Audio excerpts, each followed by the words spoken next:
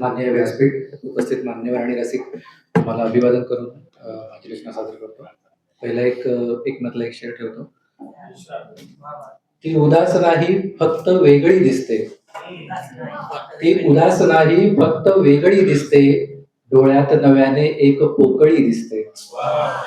ती उदास नाही फक्त वेगळी दिसते, डोळ्यात नव्याने एक पोकळी दिसते. बाहेर तिच्यातून पडल्यावरती कळले, बाहेर तिच्यातून पडल्यावरती कळले, जगण्याची चौकट किती चांगली दिसते. धन्यवाद. आणि आता माझी एक रचना सादर करतो.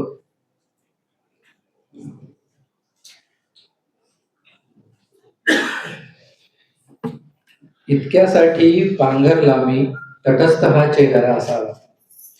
इतक्यासाठी पांघरला मी तटस्थ हा चेहरा असावा, की हसण्यातच व्याकुळले. इतक्यासाठी पांघरला मी तटस्थ हा चेहरा असावा, भीती वाटते की हसण्यातच व्याकुळलेला जरा असावा.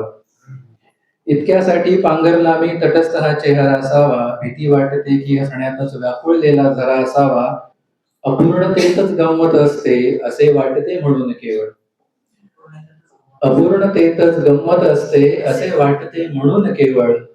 असे वाटते अस्तित्वावर एक पुसटसा चरा असावा.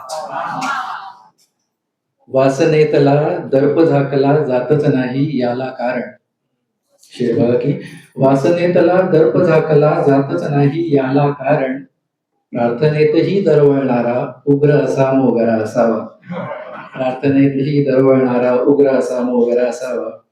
आणि पुढचा शेर की हृदयाच्या जागी जे श्वापद घात लावून बसले आहे. हृदयाच्या जागी जे श्वापद घात लावून बसले आहे, त्याच्यासाठी मला मिळाला छातीचा पिंजरा असावा. त्याच्यासाठी मला मिळाला छातीचा पिंजरा असावा. आणि पुढचा शेर की आत्मा म्हणजे जणू अभागी एक एकटी विधवा बाई. एकटी विधवा बाई जिच्या नशिबी तळमळणाऱ्या देहाचा उंबरा असावा. जिच्या नशिबी तळमळणाऱ्या देहाचा उंबरा असावा. सवंगड्यांच्या गप्पा टप्पा आणि मैफिल निरागसांची. सवंगड्यांच्या गप्पा टप्पा आणि मैफिल निरागसांची. प्रत्येकाला सुटकेसाठी एक असा कोपरा असावा. प्रत्येकाला सुटकेसाठी एक असा कोपरा असावा. आणि प्रत्येकाच्या नशिबामध्ये इतकी कसली खाडाखोडी. प्रत्येकाच्या नशिबामध्ये इतकी कसली खाडाखोडी. लिहिणाऱ्याचा हात वाटते जन्माचा का बरा असावा.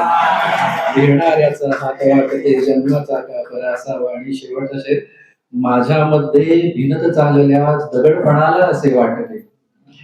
माझ्यामध्ये भिनत चालल्या दगडपणाला असे वाटते, त्याने आता देव बनावे त्याचाही चौथरा असावा. त्याने आता देव बनावे त्याचाही चौथरा असावा. धन्यवाद.